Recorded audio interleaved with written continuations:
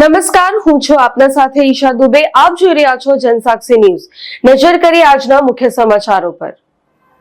સુરત શહેરના માર્ગો પર સતત વધી રહેલા અકસ્માતોની પાંખ કાપવા માટે સુરત ટ્રાફિક પોલીસ હવે માત્ર દંડ અને કાર્યવાહીથી નહીં પણ આયોજનબદ્ધ અને ટેકનોલોજી આધારિત અભિગમ અપનાવવાની તૈયારીમાં છે. મળતી માહિતી અનુસાર ખાસ કરીને લેફ્ટ લેન ડ્રાઇવિંગના નિયમોની અવગણના કરતા લક્ઝરી બસ, ટ્રક અને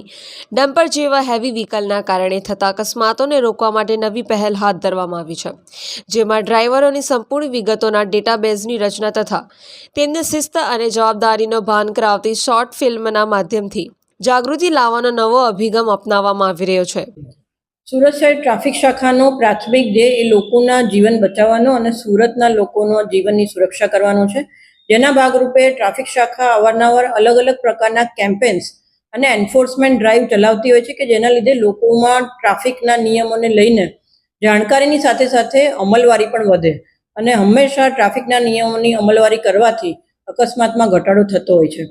તેના ભાગરૂપે અત્યાર સુધીમાં સુરત શહેરમાં અલગ અલગ ઓવર સ્પીડિંગ, રોંગ સાઈડ, સિગ્નલનું અમલીકરણ અને હેલ્મેટના ટ્રાફિકના જે નિયમો છે એનું અમલીકરણ કરાવવામાં આવે છે. અને આવનારા દિવસોમાં ખાસ કરીને જે હેવી વ્હીકલ્સ છે એટલે કે ટ્રકો અથવા તો લક્ઝરી બસો કે જેઓ લેન ડ્રાઇવિંગનું પણ અમલીકરણ કરતા નથી અને સાથે સાથે ક્યાંક ને ક્યાંક સિટીમાં આવા ભારદારી વાહનોના લીધે અકસ્માતો થતા હોય છે, તેવા અકસ્માતમાં ઘટાડો લાવવા માટે સુરત શહેર ટ્રાફિક શાખા દ્વારા હાલમાં તમામ ટ્રક અને ટ્રાન્સપોર્ટ એસોસિએશન સાથે સાથે લક્ઝરી બસોના એસોસિએશન સાથે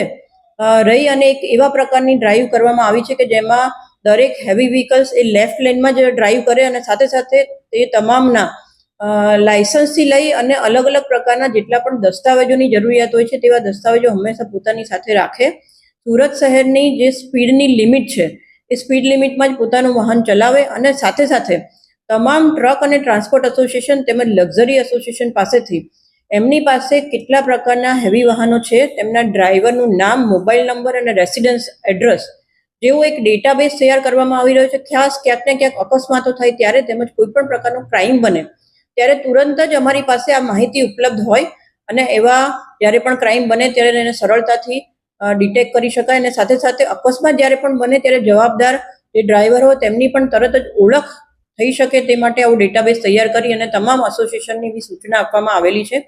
કે તમારા જેટલા પણ ડ્રાઈવરો છે આ બાબતે ગંભીર બને, પોતાનું વાહન એ લેન ડ્રાઇવિંગ પ્રમાણે જ ચલાવે અને સાથે સાથે ઓવર સ્પીડિંગમાં પોતાનું વાહન ના